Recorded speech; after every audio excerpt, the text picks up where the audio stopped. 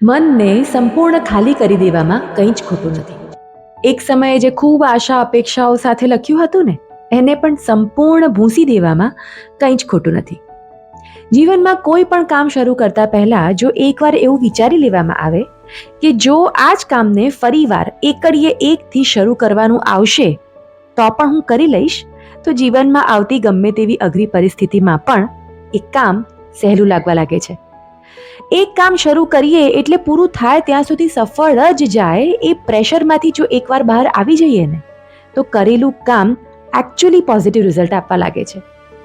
વાત એમ છે કે જીવન એક મુસાફરી છે અને કોઈ ધ્યેય નથી, એટલું પણ જો સમજણ પડી જાય અને જીવનમાં આવતા આ બધા સફળતા અને અસફળતાના બદલાવ એ જ જીવન છે, એ સમજાઈ જાય, તો ફરીવાર કામ શરૂ કરવામાં કે ફરીવાર નિષ્ફળ જવામાં વાંધો નથી આવતો. એટલે યાદ રાખવું, કોઈ કામ હોય, સંબંધ હોય કે પરિસ્થિતિ, એને સંપૂર્ણપણે ખાલી કરી બંધ કરીને ફરી એકવાર નવેસરથી શરૂઆત કરવી પડે જીવનના કોઈ પણ પડાવ પર, જીવનના કોઈ પણ ઉંમરમાં કે પરિસ્થિતિમાં, તો પણ એ સમયે મનને પોઝિટિવ રાખીને આગળ વધી જ જવું, કારણ કે આ ફરી કરેલી શરૂઆત પણ જીવન જ છે, હે ને?